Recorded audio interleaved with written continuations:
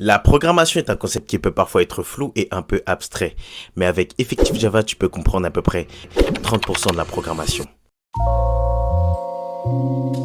Dans Effective Java, Joshua Block, ingénieur logiciel américain, nous recommande d'utiliser l'injection de dépendance.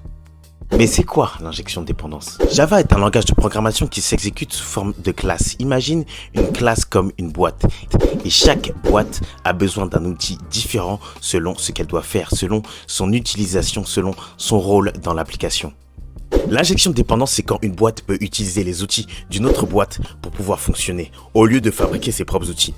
En d'autres termes, elle fait appel aux ressources nécessaires pour pouvoir fonctionner. Dans le cas où l'injection de dépendance n'est pas présente, ici on a deux boîtes, une boîte notification service et une deuxième boîte user service. Donc on voit directement que pour pouvoir faire appel au service de notification, je dois appeler l'instance de la classe notification service qui me permet d'appeler la nouvelle boîte et ensuite d'utiliser directement la méthode qui permet d'envoyer des notifications.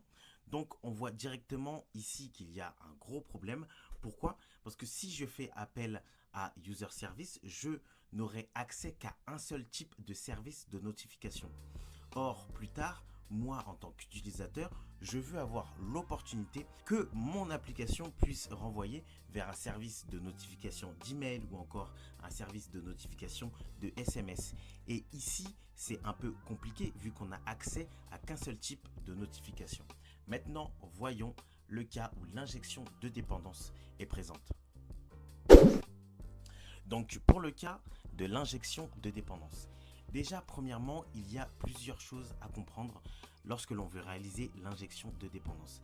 La première, c'est que pour pouvoir réaliser de l'injection de dépendance, il est nécessaire de déclarer ce qu'on appelle un constructeur, qui est un peu comme la porte d'entrée d'une classe. C'est avec cette porte d'entrée que l'on va pouvoir injecter une classe, un outil ou une fonctionnalité tierce à la classe ici présente. Donc dans notre cas, on a le constructeur user service qui doit avoir obligatoirement le même nom que la classe ici présente. Donc on a la méthode user service qui a exactement le même nom que la classe user service, qui en fait donc son constructeur.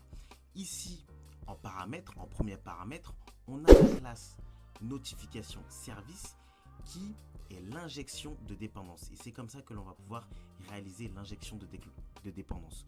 On déclare en paramètre la classe notification service et ensuite avec l'attribut this.notification service, on réaffecte la variable notification service pour qu'elle soit accessible dans toute la classe. Et ensuite, on va pouvoir utiliser les méthodes de la boîte notification service.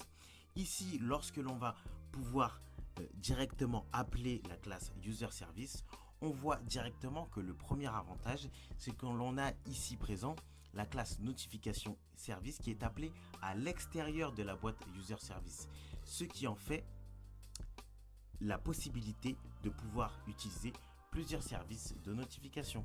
On peut ici déclarer un service de notification d'email, on peut aussi utiliser un service de notification de SMS, quel que soit le paramètre utilisé, on peut l'injecter directement via le paramètre déclaré dans la classe. Et ici, je n'aurai pas de problème. Pourquoi? Vu que le premier paramètre et le type du premier paramètre est notification service.